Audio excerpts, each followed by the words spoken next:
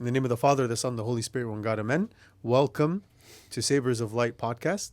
We are so happy today to be talking about a beautiful topic that many of us may not think about, being born into the church. A lot of the times we tend to have this attitude like, we're born into the church, so we adjust it to the culture and everything comes natural to us. And then we kind of lose touch of, as the book of Revelation says, remember your first love, because most of us don't remember the day of our baptism.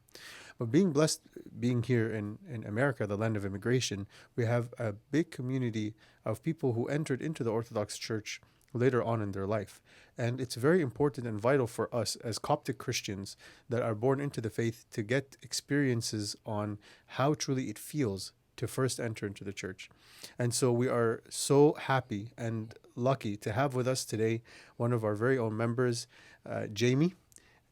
Do you want me to call you Jamie or James? Jamie's good. Yeah. Jamie's good. Jamie Hedrick, who he's been a member of our church for what now? I've been attending since the resurrection of 23, but we baptized in February of 2024 last year, so just a little over a year. Yeah. Baptized in the church. Do you remember your baptism name? James, yeah. You kept it, right? Easy enough to keep, yes. Yeah, that's my actual name. So yeah, but you didn't tell us that until after the baptism. We all thought you were Jamie, and yes, because usually we change the name for the baptism. Yeah. So thank you so much for being with us today in our podcast. Today, I just wanted to talk to you and have a chat about this whole entering into Orthodoxy. Yeah. I've heard many people's journeys. Even growing up in the church, we all have our own journey. Yep. First of all, why the Orthodox Church? What made you look for the Orthodox Church? All right. So I grew up Protestant, Baptist, and Presbyterian as a kid. Went to church, but wasn't really involved in church. A lot of times, as I got older, my parents would try to drop me and my brother off, and just he and I would go in and go to Sunday school, and then go to the service, and then kind of got into college and didn't do a whole lot. Got experience to some different churches when I went to Baylor to start. So, very Baptist town and lots of different charismatic churches. But anyway, in my mid-20s, started going to a home church with some friends and their parents, and did that for a while. And then they got involved with a Orthodox bishop with the Malankara Syrian Orthodox Church. And so started listening to his sermons, his tapes. Started actually traveling around to actually see him preach in different churches. He would go to a lot of black churches, honestly. And so that's wonderful. It was good. We went to T.D. Jake's church up in Dallas, and went to a few in Houston. We weren't living in Houston at the time, but traveled and listened to him, and got involved with a church in Denver. And we all got chrismated at that time with that church. And I fell in love with the Orthodoxy. We learned about the Eastern Orthodox Church mainly. It was just... So it was mainly an Eastern Orthodox church. It was an Eastern Orthodox bishop that kind of started the journey for you, and you were chrismated there. Yes. Okay, I see. Yes. Okay. Uh-huh. So then we... everything just resonated, learning about the Orthodoxy and the origins of the church, and the schisms and all the ecumenical councils. So it was I just couldn't get enough of it. And so then I moved to Houston in 2002, and couldn't really find a church local that we could go to. Visited a Syrian Orthodox church up in Houston and really loved it, but it was such a drive at that time. I didn't feel like making it, and kind of fell away from the faith, honestly, for about 20 years. Honestly, the idea of lukewarmness is not just people who enter the faith later on in life. I always say it's a natural part of being Christian. Yeah. So God allows for us to have periods of lukewarmness in order to build up, to level up almost, Yep. I always use the example of the gym that, if you keep using the same weights throughout, you're going to plateau and you're going to lose encouragement, but For sure. you always have to, But I want to go back to a point that you spoke about that's very interesting, that this bishop that introduced you to Orthodoxy in the first place, he said he went to preach from church to church, and it seems to different, a diverse kind of congregation. Yes.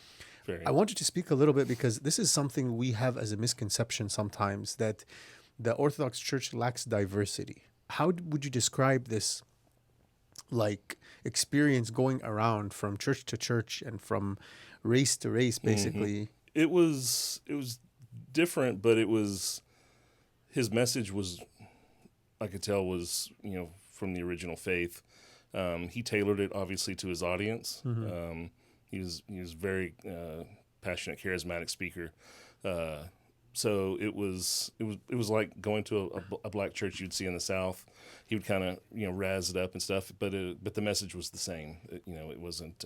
It was just the delivery of it that was different. So, I mean, I enjoyed it. So. I'm glad that you brought that up. And actually, like I said, like we have this misconception that there's no diversity in the Orthodox Church. Well, actually, one of the most diverse churches that exist, even from ancient Christianity, when the church actually even began, it began with diversity. Yes. The unity comes from this diversity. So I'm really glad to hear that, because it's important for our viewers and listeners and for the entire Orthodox Church, whether Coptic Church or our sister churches, to understand that unity comes from a sense of being able to complete each other with this diversity, almost like a melting pot, Yes. where the doctrine remains the same, but certain rites and rituals, this can vary. Yes. Yeah.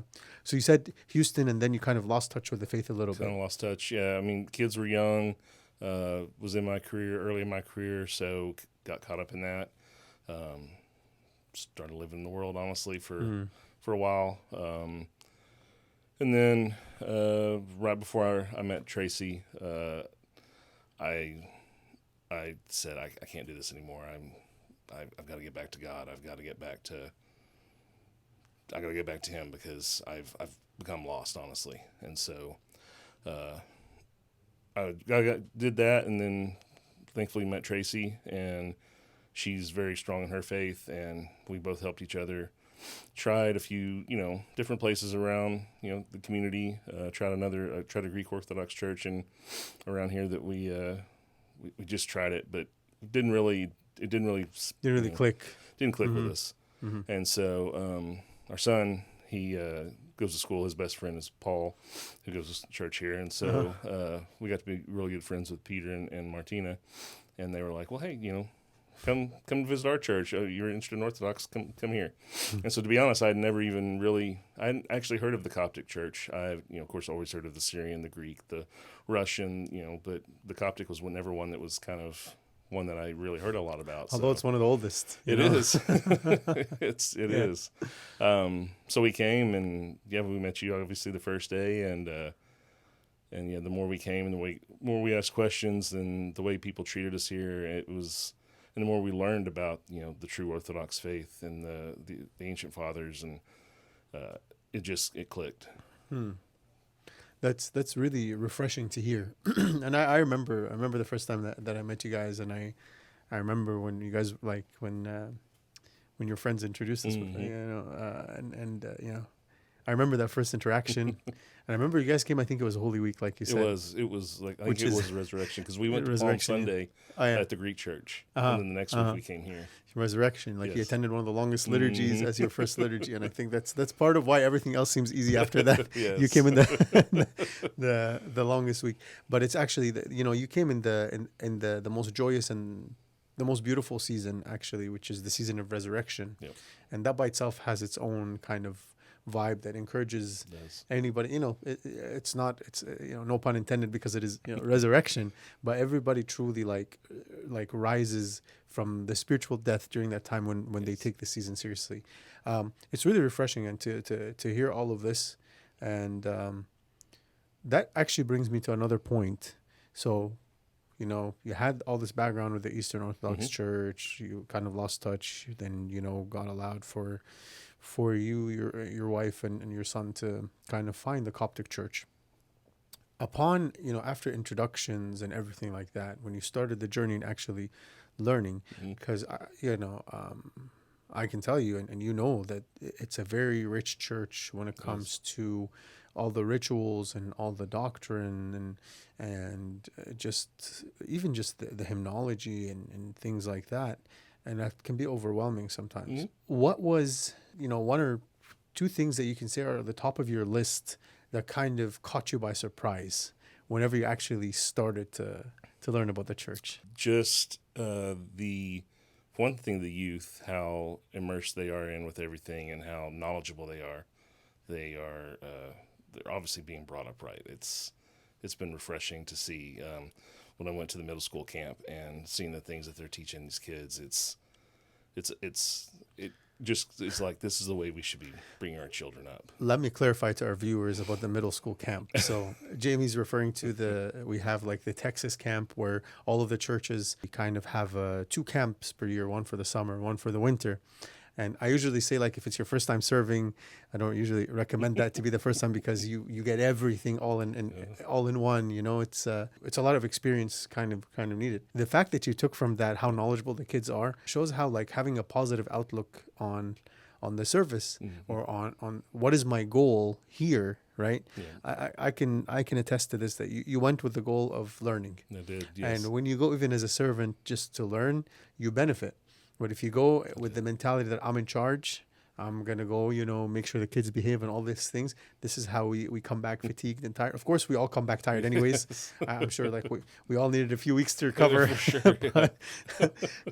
But, that's a story for another podcast. Yes, for sure. But definitely, like, it could be a challenge, but it's refreshing, and it's nice to hear that, it's a proof that whenever we look at any situation, I'm going to go learn, I'm instantly filled and, fulfilled. That's as well. The one thing about this church is you never stop learning. There's always something. The faith is so deep, that's so rich that you can, I can read book after book after book and never get everything. Yeah, he gives really good book recommendations. I'll tell you that. I've read a lot of books, and my library just keeps building. And every time I go to the monastery, I buy 10, 12, 15 more books. So. That's the right way to do it. It's good to hear about all these, like, things that, like, you kind of took the positive surprises. But what's one thing that was a challenge, like that something that hit you by surprise that really was a bit challenging, or even could be still a bit of a challenge, if you're comfortable to share, of course? I don't know if I would necessarily call it a challenge, but obviously the language, with the Coptic and the Arabic. The Coptic's a little easier to learn, obviously, and grasp than the Arabic. But yeah, coming especially into this church, that's been the biggest challenge in the language barrier with some of the people. But so many people have been so good and sit there and translate for me when certain Abunas give speeches and stuff. So the people have been very amazing and wonderful to us. That's awesome. So I guess it's fair to say that because you were introduced a little bit to the Eastern Orthodox Church, you were familiar with a bit of the sacraments. Tell us about the first time that you experienced the sacraments yourself in the Coptic Church, and the feeling behind that, because I feel so many of us that were born into the church, we don't remember the first time we had communion, or we don't remember the feeling of being baptized. Or even, we do remember our first confessions and things like that. And sometimes they're funny stories. But when you enter the church in a later time in your life, and you kind of have this seriousness and everything, I think we all are hungry to know, like, if you can describe your feelings the first time that, approaching the sacraments, whether it's baptism or communion or even confession. Yeah, baptism was obviously a very wonderful and unique experience. I was baptized as an infant, so obviously I don't remember my first baptism in the Protestant church, but being as an adult, it was nice to be able to understand obviously what was going on, the prayers that were being said, and the seriousness of the sacrament, of actually, bringing the Holy Spirit and being rebirthed as a new man. So it was great to be able to see Tracy and Derek do that as well. So the whole experience was wonderful. I got to have some of my family here, so it was special. It was very special. And then obviously got to take communion for the first time after that. And seeing how the congregation acts when new baptizers are brought in and get to take your first communion, it was a great experience. Yeah. I was concerned because in our culture, when we celebrate, we have something called the zagruta, like where it's like the noise that where the women do that? So you remember that happened. I was concerned that, like, I don't. It might be a little bit too much. I think I actually first experienced that because we came to Raphael's baptism. Oh, my son's baptism. I think that's the first time I actually experienced that, and I was like, "Oh, okay." Good. So it's kind of like a little prerequisite. Yes. Actually, I remember on the day I told you guys pay attention to what happened. So that's not what I meant about that, but at least it came indirectly. It's a celebratory. I don't even know what it is in English. I just know it's called Zagruta, but it's a way that we show joy. Yes. I guess. But just because you were saying how everybody was joyful, and we're all always happy whenever new members are added in the body of Christ, and it shows how this is how the first church was, and that's why St. Paul always emphasized this idea that whether Jew or Gentile, that it's not nobody's better than anybody, right? And we're all in this together, and Christ died for all. Past the sacraments, ultimately everything has a solution. I know that, definitely. but what are some things that are a bit like day-to-day challenges after joining the church? I mean, I was going to kind of go back to that when you were talking about the difficulties. I guess one of them obviously was, like I said, the language, and especially with here, obviously being mainly Egyptians, there wasn't a whole lot set up for white English people, so getting to have more things to be involved in obviously was a challenge. But everybody's been so accommodating and creating new times for us, and coming to the Bible chat like we do tonight, and like I said, and the people that when we go to the monastery and the abunas are talking to us, and the monks over there are awesome. Yes, and somebody will sit there and translate for me. They've been so accommodating, but it was definitely a challenge at first, like trying to find where we kind of fit in here. But yeah, it's been great. The day-to-day challenges, I would say now, are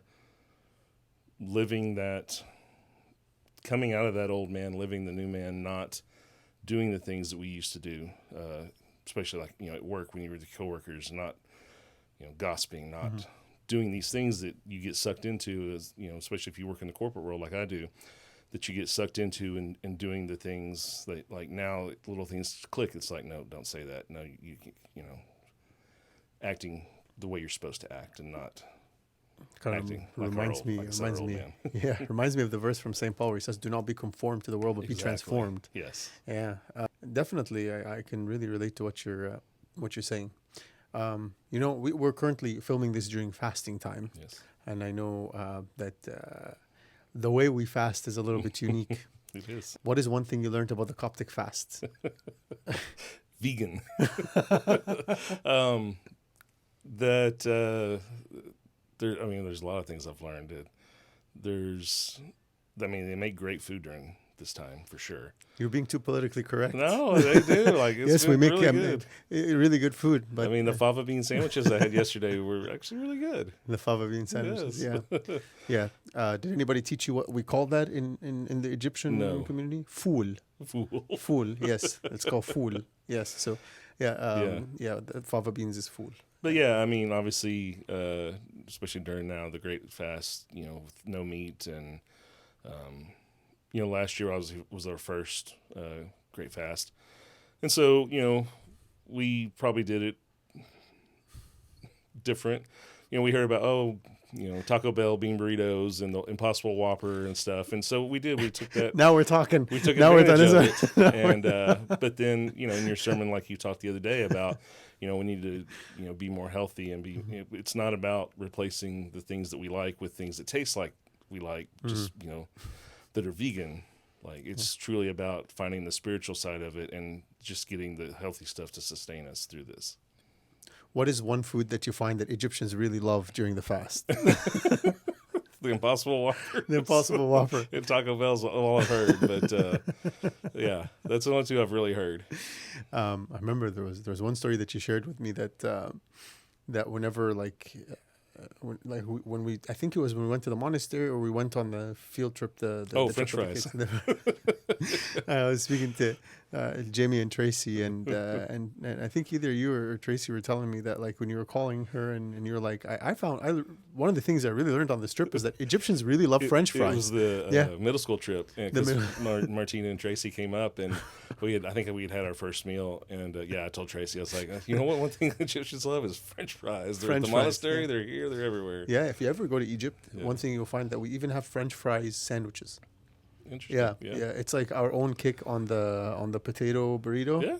But it's like just a lot more death in a burrito than just. I mean, I used to eat chip sandwiches, so it's not much different. We have that too. Yes. Chip sandwiches, and you buy it from the same guy that you buy full sandwiches Yeah. from.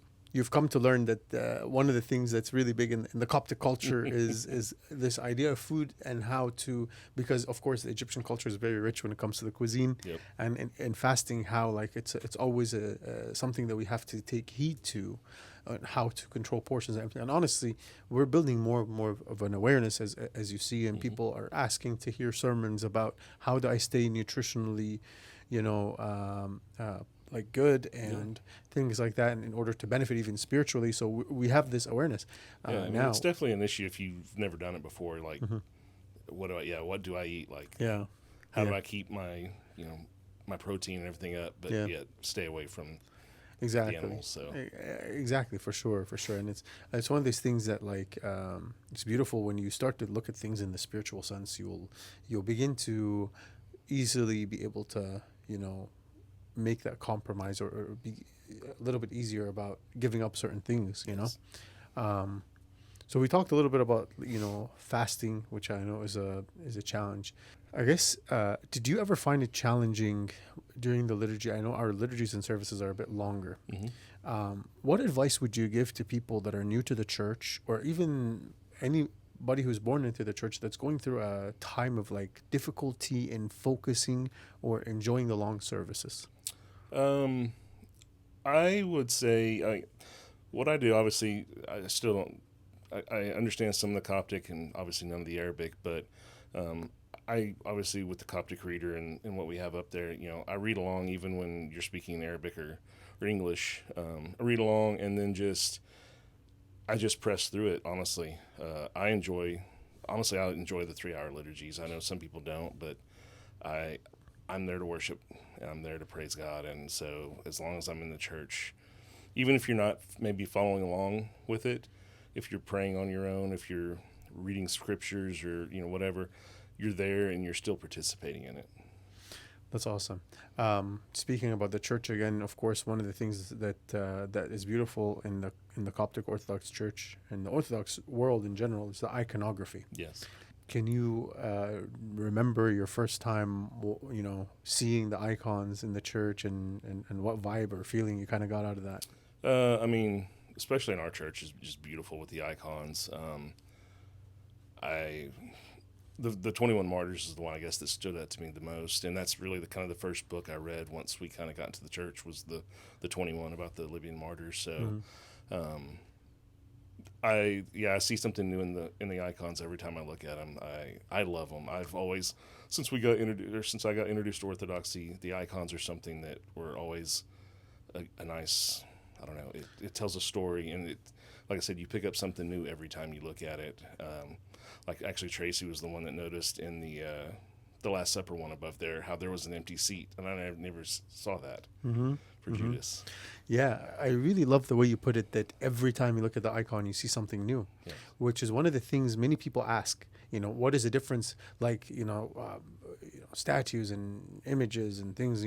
How is this not idolatry and things like that? And we always say the iconography is a language. Yep. It's a language that practically shows the life highlighted in the Bible and highlighted in Christianity, and seeing something new every time shows how this iconography is a living story. It is. It's not just some commemoration of somebody who died and that's it. Yes.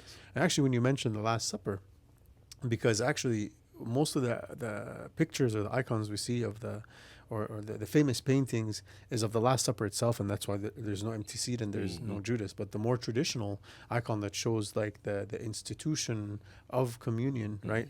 Judas did not partake of the sacrament. Of course, this is something that is there's other church fathers that say no, he was there, but the idea that being here, even if I'm here and I'm not offering a repentance, I'm like Judas who shares this empty seat, whether he had of the sacrament or not in that night. What's important is my heart in it or not. Yes. And so that's why I chose it right above the altar, so that it's a reminder when you go in, and it's amazing that you notice that. The other thing with the 21 Martyrs, I'm going to share this. I'm going to share this with our viewers, and I'll share this with you. This icon, when I first came into the church and I was introduced to the church before the priesthood, I grew up Coptic, so I went to St. Mary before here in Houston, and then in Canada also. Yep. I was regular in the church there, but the 21 Martyrs was not an icon that I saw before, and I remember feeling a little bit uncomfortable when I saw it at first, and I remembered in my mind, I was like, this might be a little bit difficult especially like for Americans or somebody coming in to grasp, because of the politics behind it, and because of because it's something that was so close and it could make people uncomfortable. But what's amazing that I truly noticed, this is the most popular icon that's around the walls in the church, in our church, that attracts a lot of the non-Egyptian people coming into the church, because it's something that is recent. Of course, like all the icons in the church are beautiful, but this one specifically stands out. And I've, even going around doing the incense, I've built like this sense of like a friendship with those martyrs. Yes, that's amazing. So speaking of saints and things like that, of course, being in the church, in the Coptic Orthodox Church, that we all like encourage to have like a patron saint or an intercessor. Who's your intercessor? St. James. St. James. Yeah, son of Zebedee. I wonder why. Yeah, I know. Son of Zebedee? Yes, son of Zebedee. The first martyr among the apostles. Yes. Why? Because he's my namesake for one thing. I like the cross of St. James too. Yeah, St. James, and of course St. Mary. St. Mary and St. James. Yeah. Who's a new saint that, other than the 21 Martyrs, obviously, that you learned about, that kind of like really interested you or really like inspired you after entering into the Coptic Church? Of course, Saint Cyril, Saint John Chrysostom. I had read Saint John Chrysostom before coming to the Coptic Church, so but yeah, I hadn't really had a lot of introduction to Saint Cyril, so. He's a household item. Yes. Any Egyptian household you go into, there's Pope Krolos there. Yeah. We call him Pope Krolos. Yeah, he's a patron of everybody. And Saint Ethanius too. Saint Ethanius. Yeah, I've got the book on the Incarnation. I have not had a chance to get to it yet, but I'm looking forward to that one. It's a great book. Yeah. It's a great book. I have a theory. You saw the icon of Saint Ethanius in our church, right? You know that our Higaman father, his name is Father Ethanius. Please tell me that the iconographer was not inspired by the facial features of Father Athanasius. No comment. No comment. You know it to be true. They bear some similarities. Yes, they're both wonderful men. Amazing. Yes, but I always tell him, like, when I told him, I actually told him that, I told him, Abuna, you're like, did the iconographer, did he use your facial features? And he's like, no. I told him, you guys look alike. Especially, he wears a scarf in the icon. Yes. Saint Athanasius wears a scarf. Yes. And when it's winter outside, actually, like, Father Athanasius likes to wear nice. so it bears a strong. I'll have to check that out next time. And actually, I'm not just bringing that up as a joke. I'm actually bringing it up in something that there's a little bit of each saint and us that whenever we learn from these stories. And one of the things with priests is that the name we're given really reflects on our life, in the sense that we build a relationship with the saints. Yeah. And so it's something that's very symbolic. I told him, if you ever want to do like another icon of like Archangel Raphael and you need the features of Tobias, just kidding. I would never do that. But I'm actually like impressed that you mentioned that it's all church fathers who kind of have had an influence on you, like whether Saint Athanasius or Saint John Chrysostom or Saint Cyril. What is like one thing from any of their lives that you read about that really kind of stood out to you? The one thing with St. James is when he asked if he wants to call down thunder, and that, I don't know. Watching The Chosen, they were always called sons of thunder, and I guess I kind of resonate. That's with from that, the Bible, yeah. Sons of. So like I said, he's gonna call down, but that one kind of resonates. That's kind of one reason I picked St. James, not just because it was my name too, but because I guess I kind of feel like that sometimes, just being like, oh, we'll just call it all down. And yeah, but they learn to calm down. They do, and I have to. They say, like Saint John, his brother, was, even though they were both sons of thunder, but he became the beloved. Yes. Right. What about from the church fathers? Like, Like you said, you read a lot about Pope Kyrillos. I know there's a lot of stories about him and things like that. Is there like what's one thing? Because we all have the Egyptian perspective of it, like in the church, which is like, oh, the miracles, and then of course I don't know if you came across this or not yet, but Pope Kyrillos is known as the intercessor of students. So people would use his intercession or ask for his intercession when they're going into exams, because he used to have this habit that that we were always like, our parents always spoke about that, that he would tell people like, this is study from here, and that's where exam will come from. Of course, I tried that theory out without studying, and I found out very quickly that it doesn't work when you don't study. You have to do your part. But like, from your perspective, like having a different eye view, what is one thing in Pope Kyrillos' life, or something that you read about that kind of stood out to you? Well, I've been reading the Pope Shenouda's The Release of the Spirit and the Comparative Theology lately, and the thing that stood out to me when Pope Shenouda was talking about that man is like in charge of nature, and like if you notice the saints, like the animals submit to them, like when they go in with the lions, like they're in charge of their surroundings, and everything is at peace around them, and that was one of the best chapters I've read. That's amazing that you say that, because that was something that actually in the life of Pope Kyrillos that he's experienced, like how this idea of like having peace around him, actually not just with animals, but there's a story in the Silent Patriarch where there was like when he was still new to the monastery, where there was this like wild donkey that nobody can calm down, and he was able to deal with it. But even not just with animals, but Pope Kyrillos had this way of making peace with people. He wasn't much for speeches or a liturgical distinct voice or something like that, but he knew how to be a man of prayer. So I really like how you mentioned that. Yeah. It's been really, really nice, chatting with you about all of this stuff. I kind of want to leave our viewers with one thing from you that you can give them. If somebody is trying to renew the relationship with God, or somebody who is looking for the truth, from your perspective as somebody born in this country and not really coming from Coptic background, what is a piece of advice that you would give, or something practical that worked for you that you would encourage others? I would say, like, have no preconceptions of religion, of what you brought up in, what you were taught. Go search out where it all started. Look at these people, the apostles, obviously, that lived with Jesus, and the disciples that they taught, and the disciples that they taught, and how this was all passed down in order. And it didn't just start, 300 years ago. This has been the same for 2,000 years. And just take the time, and you have time to research, do your research, and actually look and see where the Spirit takes you. The Spirit will guide you. And there you have it, folks. Like, this is one thing that was beneficial for me to hear, the idea of doing your research and letting the Holy Spirit guide you.